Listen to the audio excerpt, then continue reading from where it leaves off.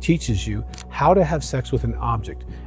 that's always willing, always available, never asks you a question, never have to negotiate anything with, thinks you're perfect and wonderful, worships you, and whatever other scenario you come up in your brain. Because of the endogenous opiates that hit your brain during an orgasm, you literally attach to that world and those rules. Now, when you bring those rules into a relation sex, someone who wants to connect to your heart, know who you are, have you talk to them, meet their needs, and be present before sex, during sex, and after sex, totally different set of rules.